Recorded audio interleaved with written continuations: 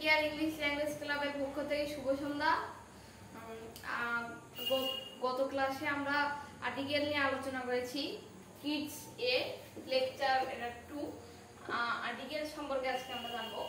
Article সাধারণত দুই বর্গে আমরা জেনেছি, কি ইনডিফিনিট আর্টিকেল এবং ডেফিনিট আর্টিকেল। ইনডিফিনিট আর্টিকেল কি এ ও এন, আর ডেফিনিট আর্টিকেল দা। আজকে শিখবো ইনডিফিনিট আর্টিকেলের ব্যবহার।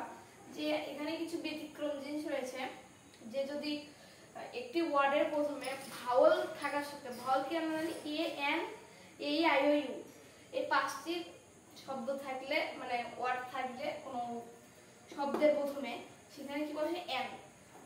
আর এখানে কোনো ব্যতিক্রম আছে যে ভাওয়াল থাকা সত্ত্বেও যদি কনসোনেন্টের মতো উচ্চারণ হয় সেখানে এ বসবে, আর যদি কনসোনেন্ট থাকা সত্ত্বে ভাওয়ালের মতো উচ্চারণ হয় তখন সেখানে এ বসবে, মানে এন বসবে। প্রথমে আসছে কি এ বুক, আমরা জানি একটি বই। এ পেন, আমার হাতে কলম, বি এ পেন একটি কলম। তারপরে এ ইউজফুল অ্যানিমাল, একটি প্রয়োজনীয় পশু। ইউজফুলের এখানে কিন্তু আছে ইউ, এখানে কিসের জন্য এ হলো, এটা ব্যতিক্রম যে ভাওয়ালের মতন উচ্চারণ, মানে কনসোনেন্টের মতন উচ্চারণ হচ্ছে ভাওয়াল থাকা সত্ত্বেও, এটা একটু ব্যতিক্রম। তারপর কি এ ম্যান, একটি মানুষ।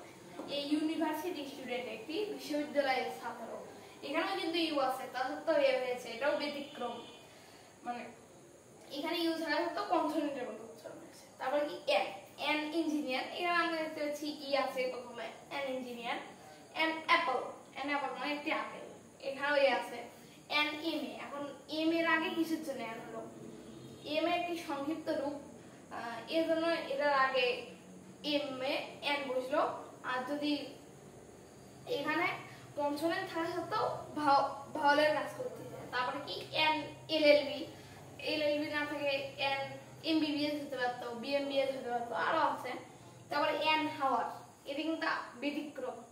হাওয়ার এইচ থাকা সত্ত্বেও এখানে এন বসলো, এন হাওয়ার। এখানে কিন্তু এইচ এর উচ্চারণ হচ্ছে না, এখানে কনসোনেন্টের মানে ভাওয়ালের মতো উচ্চারণ হচ্ছে এন হাওয়ার, এই জন্য এখানে এন বসলো। আরেকটি আছে যে an honest, H O N E S T, an honest man.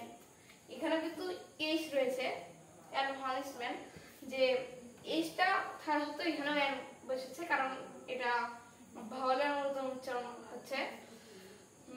ছোট্ট বন্ধুরা, আজকে আমরা লেকচার 2 ক্লাস এই পর্যন্তই শেষ করছি। পরবর্তী ক্লাসে আমরা ডেফিনিট আর্টিকেল নিয়ে আলোচনা করব।